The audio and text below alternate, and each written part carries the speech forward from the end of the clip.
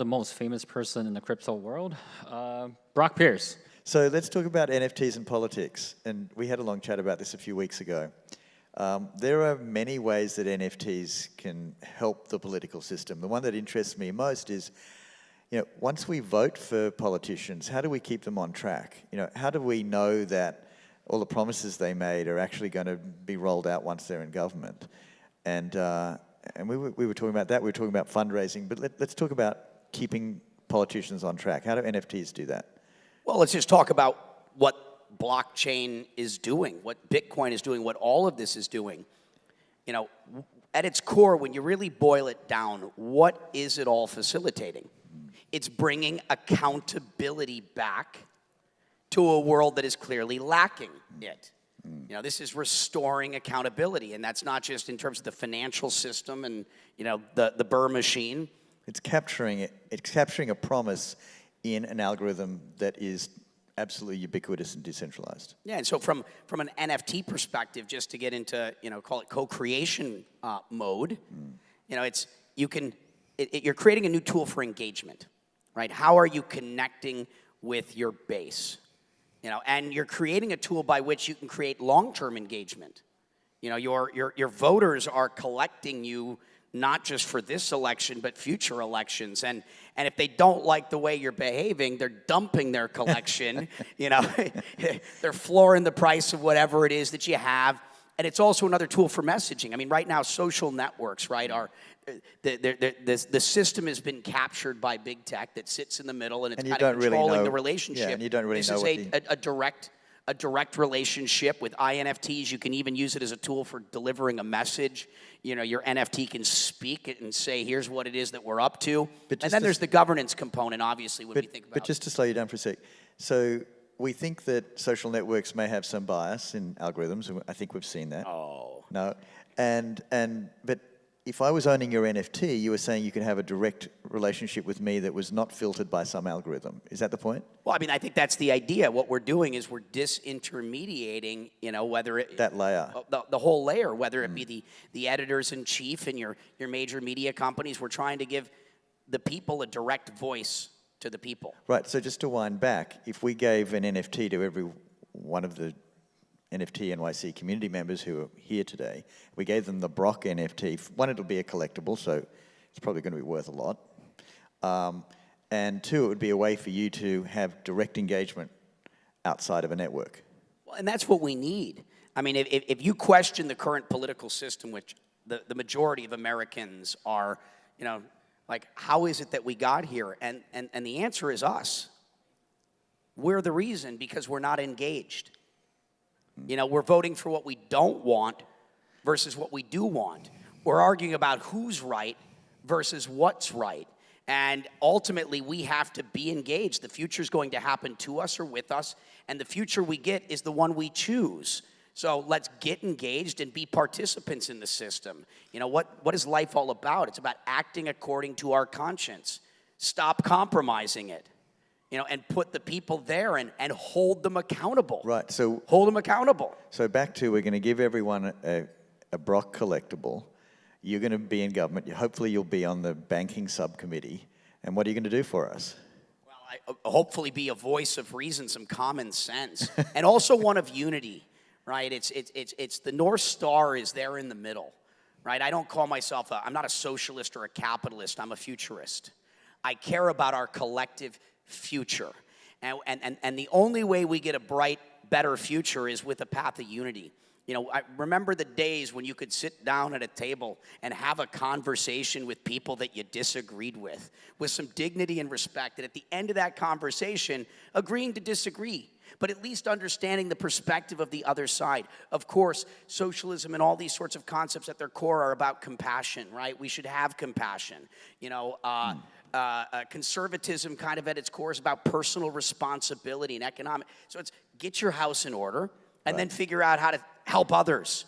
And so the truth is there somewhere in the middle, and we need a voice of reason, some common sense, and someone that actually knows what's going on. Like, I wouldn't want to be a politician debating me about the future. Actually, I'm not even sure I'd want to debate about the present, because they're generally in the ivory tower. They're not in touch with the present reality and where the world is going. This is the problem for regulators and legislators. Technology, these things are changing faster than they can keep up, which is why we need people with vision and actual experience helping to frame the narrative. Well, I would just like to see you there as a disruptor. I mean, I would just like to see you amongst all those guys and girls and turning it upside down a little bit. But specifically, what bill would, what would the bill say that you'd be trying to push through? Well, I mean, let's talk about the two things just this week to be, call it in the present reality. We had all the ETF stuff has finally come through, which is good that it finally happened, but so disappointing. These ETFs could have been live when Bitcoin was, in a 3-digit price, and the American people would have had access and benefited greatly from the trillions of dollars of wealth creation. They were prevented from being able to easily participate. They were denied easy access through their brokerage accounts and to benefit. I'm glad the SEC finally got that done. But what we're talking about now is stablecoin regulations, right? I'm one of the founders at Tether. It's doing $100 to $300 billion a year. And I mean, from a U.S. perspective, as someone that is attempting to represent U.S. interests, as someone that is also a citizen of the world, we're all going to win together or lose together. We're all in this together, and let that not be forgotten. But they're talking about what you do there. The fact that you have a digital dollar that is the primary sort of currency pair is really good to U.S. interest. Do we want to shut that down and make the Chinese digital yuan the primary pair for all of this industry in the world? That's a stupid idea. And so these are some of the sorts of conversations. Look at DeFi right now.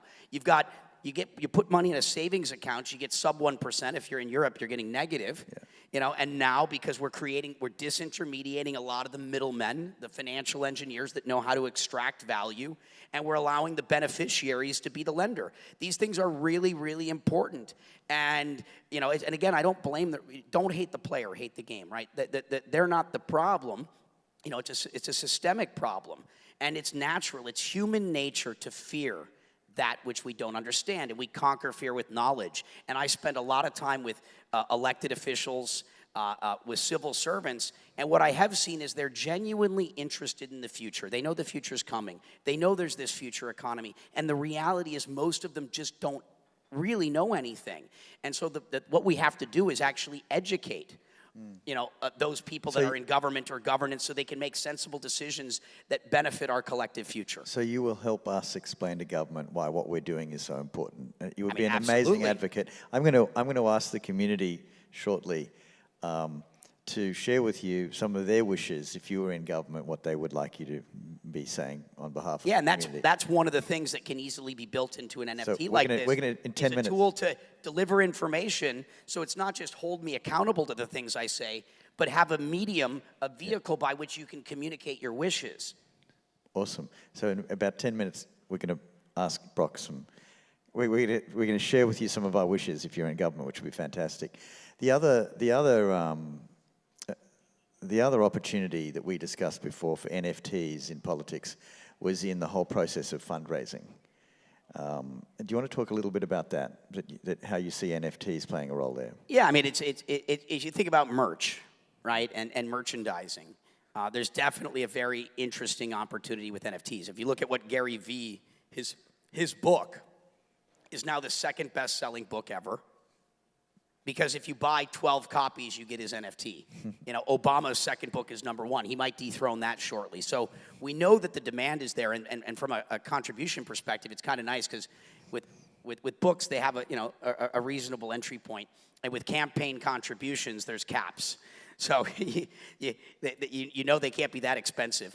And so definitely an interesting idea that you are working with the artists of today that care about disrupting our political system, making sure that we have a voice of reason that's present, and this is a participatory way of where it all comes together. I mean, I think it's an interesting idea, and I think we've got more than sufficient evidence that if done correctly, it has to be done correctly. I mean, I've been doing this stuff for so long, and I meet so many boomers that are always pitching me their new project, and it's like, you don't actually understand what we're up to here. So done correctly, I think it can work very well.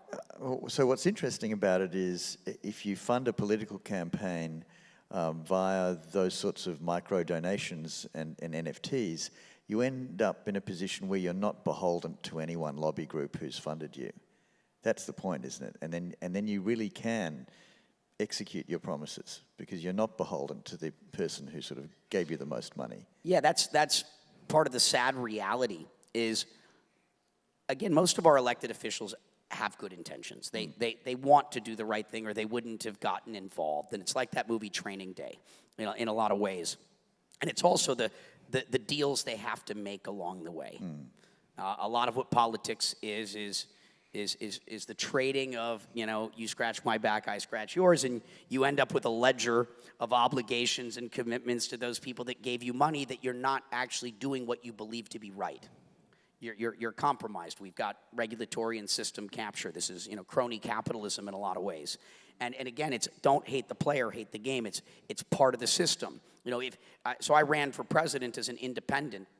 And what happens is you want to get into politics. You're like, okay, I want to go make a difference. I care about our future. I want to know there's a world for the generations that follow that are a good. Then all of a sudden you're like, wait, I need money. Oh, wait, I need infrastructure. Oh, wait, I need ballot access. And you're going through all this stuff that it's going to take to do it. And for almost anyone that gets into politics, the idea of building that on your own is an impossible task. Obviously, we can do that. But so then what you do is you meet with the D's or the R's, and they're like, great, we'll give you all those things you need, but by the way, now your platform is ours, and you're only allowed to have a few opinions, and they can't be anything really important. The rest of the time, you have to toe the party line. And so, yes, having someone that is truly independent, not owned by anyone, there's no special interest telling you what to say or do, and you're there just to act according to your conscience and represent the people that are supporting you. Do you think at sort of the highest level, there's this conflict in that most of your life you have believed in decentralization, and yet you're running to be a member of a very central authority? Yeah, I mean, clearly, and none of us in this room, well, I would think, unless you're just new to this, we believe in distributing authority. Centralizing power, absolute power corrupts absolutely. Unless you're in government, right? Spread it out. Unless you're in government. Yes. Well, that's the whole thing is that's how everybody feels until they're in the hot seat, right? And then all of a sudden it's like, well, this is kind of nice, which is, again, why absolute power corrupts absolutely. I mean, Google, do no evil was the intention until all of a sudden, you're more powerful than a big government. How do we know that our Brock is not going to end up being corrupted? Well, we should end up with systems, and again, we're getting there. This is for those of you that are working in the field of DAOs. And if you haven't taken a read, I would suggest reading a book called More Equal Animals by Dan Larimer, and what the future of governance and elections look like. It's really a system of meritocracy that uses randomization. We're checking out. It's called Eden. The Eden operating system is the test, like the Garden of Eden. Really cool stuff. But if you're in DAOs, how do we create a system where we can truly hold people accountable, where you have all of that transparency of the things that you're saying, and are you doing it, and what does that governance look like? Clearly, in our existing government, that's going to be a little harder because you don't have the ability to remove someone from office immediately if they're not, well, I mean, you can through protests and such. But how do we get to that point? And it's a process. The world doesn't just go from A to Z. It's a process, and perfection is the enemy of progress. It's a process of step by step, left, right. We make it forward till we eventually get to a point that we end up in the world that we co-create and we all want to live in. And I guess what you're bringing to the central authority is a transparency and perhaps some movement towards decentralization.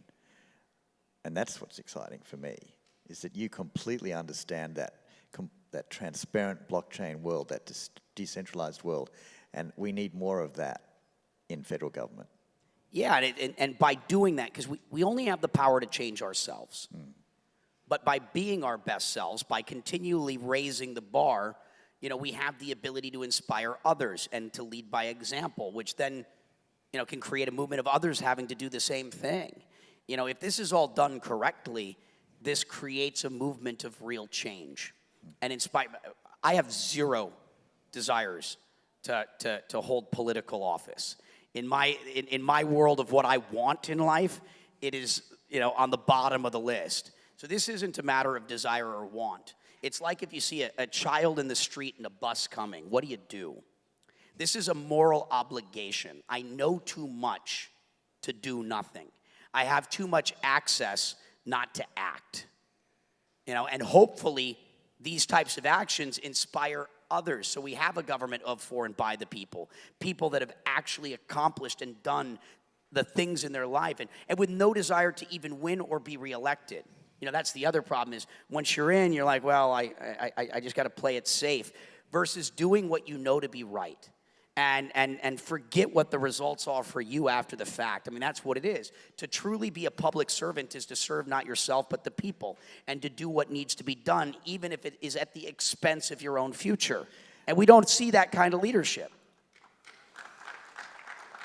So we're going to open it up to our community to share with you what their wishes would be if you're in government. But I'm going to ask you to commit to one thing before we do that. We have created a collectible NFT for you as a speaker. I think it's up there. And we've also shown it in Times Square. I'd like to, in front of everyone, ask your permission to make at least 1,000 of them so that we can give it to our community and have them remember this moment as a time where you said, as a potential politician, that we can communicate with you through your NFT. You've got my word. And my word is my bond. In the beginning, there was the word. Thank you. Thank you very much. Who would like to ask the first question, or share a wish? So Brock, in 2020, some people don't know that you were voted for on the blockchain, first time in general election history in a presidential election. Are you going to go into office? Are you going to help the rest of your state and the country get into blockchain voting? Yeah, obviously, for those that don't know, and this is an amazing thing, Utah County in Utah implemented blockchain-based voting in last year's election. And the first vote in a general election using a blockchain was, what's funny is, this system opened up a little bit before the election begun in terms of people to be able to come and submit their votes. And so for a little while, I had more votes than every other candidate combined, that being all of one. But it was a historic sort of precedent. And obviously, I'm a believer, that the 20th century has created a lot of challenges for us. The good news is we have 21st century solutions. Innovation is the answer. Innovation is how we're going to get through all of the things that you may be concerned about. And again, technology is a tool. It's neither good or bad. How we use it determines the impact it has, which is why it's so important that we are actually being mindful and thoughtful about the things that we're doing. What is our intention? What are we hoping to accomplish? What are we putting our energy behind? Because we have the ability to build a better world that works for everyone. We have that. And it's this community that is facilitating a lot of that change in the world. We're talking about one piece of it, but this is across the board. And clearly conversations around the fact that you can bank from your phone, you can send value from your phone, the idea that our elections are, the way they are is a little shocking. We know that technology can upgrade this. And a system like blockchain clearly seems pretty well suited for it. It's not the only answer. There are a number of ways that we can do this, but this probably is the best one. And clearly, I'm an advocate for it. Now, these are decisions that are made at the state level, not the federal level, which is why some of us are going around and at a state level talking to those that run the elections to implement these things. And there is a lot of interest. I'm not sure we're going to see it broadly rolled out by midterms or even 2024, but I would suspect by 2026, 2028, we're going to get there. And when I talk to the Democrats and the Republicans, I always tell the Democrats that making voting easier, that you could do it from your phone and it's accessible, is a great thing, and they all love it. I tell the Republicans that this will ensure, the security of it, and they all love it. You just have to figure out what both sides need to hear to realize that they both benefit from it. Because again, this is, I mean, it feels like we're in the divided states of America. There's definitely like, how do we find this middle road that works for both sides? And this is, I think, an easy one. And that's the argument I make. And it tends to resonate. There's no pushback yet. Now it's just a matter of getting it implemented and rolled out. Awesome. Any more questions? Yes. Well, so that, I mean, which order do we want to go? So the question was, you know, who needs a government and, you know, a blockchain? I do believe that that's where we eventually go. You know, the process is, you know, I'm going behind enemy lines, not that they're the enemy, you know, to be in there. If you really want to affect change in the world, the best way to do it is from the inside. You know, it's the hardest way to do it, but it is the effective way, and we, I think, have sufficient data to know this to be true. And where are we going? You know, governments I eventually see basically as a technology platform. And that's where we're eventually going, and we're just going to be building on top of it. Now, the process of how we get there, and how do we get there without a chaotic revolution, and hopefully a peaceful evolution, is the part I care about. I think what's going to happen is going to happen with or without me. I'm just trying to make this a smoother transition, and that's why I'm making this very big personal sacrifice. But yes, I think that's where we're ultimately going. We're going to upgrade governance. I mean, the founding fathers did an incredible thing with the tools that they had at the time. And we have new tools now. We have an opportunity to reimagine. And rather than it just being founding fathers and a small group of people making these decisions, because this is all open source, everyone has the ability to get involved. We all have ability to shape the future. It's open to everyone, which is why, you know, stand up and say, yes, please, I'm in. Let's co-create this. It's open to everyone. Everyone has the ability to contribute to the system that is going to be that system of governance that is that which we choose as the tool to facilitate how we interact and live with each other as communities. Hey, so we're working with this new legal framework out of Wyoming and registered this DAO LLC. And the focus of this DAO is to democratize access to digital space assets. And we're essentially funding a spaceport in Northeast Wyoming. So I guess I have we have this interesting moment in time to like define this DAO as like a space governance with jurisdiction in the state. So like, yeah, let's speak upon this like new tooling that's becoming available. It's pretty amazing new frontier. Well, I'd like to learn more. I'm a general partner in Space Fund, the first space fund, you know, funding all this sort of venture type investments. We've got 19 portfolio companies, and Rick Tumlinson is my partner, who's the one responsible for privatization of space, which is why we have the SpaceXs and such. And I'm based in Puerto Rico, as some of you know, and there's an RFP from the government there in the Roosevelt Roads Air Force Base. We have a 12,000-foot runway designed for landing space shuttles, and it's publicly stated that you know, a spaceport is underway there, and obviously I'm involved, so I'd love to take a look at everything going on in Wyoming. I've spent a lot of time in Wyoming. Has anyone here ever been to Burning Man? Yeah. Does anyone know the Mayan warrior? And so on the presidential campaign, in the middle of all of the madness, you know, happening in the country last year, the Mayan warrior came for the INU, like you've got the Republican National Convention or the INC, you know, the Democratic National Convention. We did the INC, and at the INC, the Mayan warrior was parked at the Capitol, laser lighting the whole thing.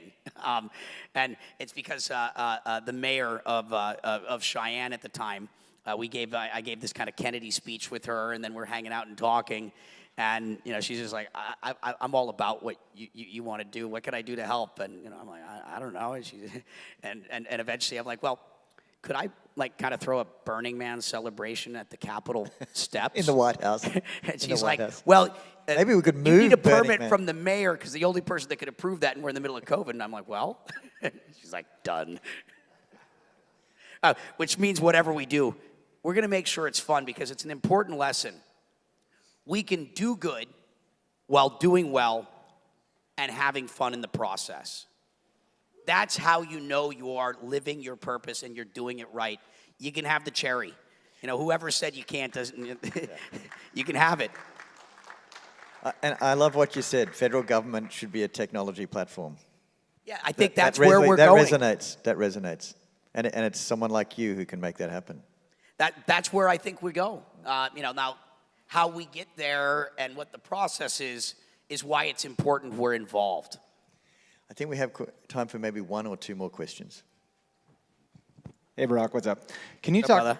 Can you talk to the builders, the companies, the innovators here, the importance of usability and scalability? Like, do you think our industry is actually ready to do these type of things, to bring it to the masses? We talk often, you and I, about we're 3 to 5 years from 1 billion users, but is the tech even there? That's what I'm concerned about, the usability and the scalability of the tech. Are we there as an industry? Are we ready?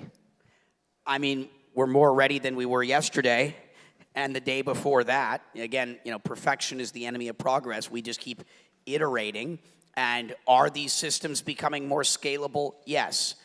Is the usability and the interfaces of how people accessing these things, getting better? Yes. It's all improving. Is it where I'd like it to be? Absolutely not. But the process is happening. And yes, I think I estimate there's now hundreds of millions of people that have cryptocurrency, tens of millions of Americans. And really interesting, think about, so I have done venture capital as one of the many things I've done in my life. The venture capital industry has $250 billion is effectively the assets they manage, and their role is to invest in innovation and disruptive things. The venture capital community basically missed this whole sector. There's a little bit, they got some of it in, which is amazing, because had they figured this out, had they actually invested, the $2.5 trillion of wealth that's been created would have gone to their limited partners and endowments and financial institutions. Instead, that $2.5 trillion has ended up in our hands. So thank God, that's a very good thing that they missed this, and the financial institutions are just getting really into it now. Because we're single issue voters. We're smart. All we care about is our future. And for those that are going to impede on a future that works for everyone, a future that brings more accountability, a future that brings some transparency, if you're against those things, we're going to see it in these midterm elections. We've got a lot of money, we're very smart, and we're probably single-issue voters, which is we care about the future. And so I'm really excited about where this is going. And obviously, as we drive usability, as we drive scalability, those numbers are only going to get bigger. Your number of $1 billion in 3 to 5 years, I don't think we're talking about 3 to 5 years. I think we're talking about the next 12 months. I think we're at that inflection point now, and yes, I wish the rails were better, and yes, I wish the interfaces were easier to use, but we're there. We've got the ETFs, and some people are going to get there. I've never told anyone, to invest in Bitcoin or any of these things. I've always said, buy $100, because I'm not giving people financial advice. I say invest in yourself. Invest in your own future, because these are rich people. They're like, oh yeah, I'm ready to get into Bitcoin. What should I do? I'm like, buy $100. They're like, I want to invest. I said, yeah, you start by buying $100. That's how you take your first step. And then from there, as you become informed and knowledgeable, you can make informed decisions for yourself going forward. That is the process. And they're like, that makes some sense. And so with the ETFs and everything else going on, people are going to get in, and that's you want to make it easy. The beginning is, how do you make it safe? I send most people in the beginning to Coinbase. Is that where they should be? No. But when people are making their first step, you want things to be as easy and as safe and recoverable as possible, because in the future, you're going to need some training, and that's how you start. And we have companies like Live Nation who have announced that they're actually introducing NFTs into their whole ticketing. Awesome. How many of you used to keep tickets from the concerts you had, like on your pin board, whatever? And that will help. I don't know where all mine are. I wish I had them. If they were NFTs, they'd still be in my gallery. This has just been amazing, and another historical moment for NFT.NYC. Loved your intellect, loved your work for so many years. It's a joy to have you. Thank you very much, Brock. Thank you. Let's build a better, brighter future. Together, let's collaborate. And anyone that has ideas, you generally know how to reach me. I'm out there. I'm everywhere. Thank you, guys.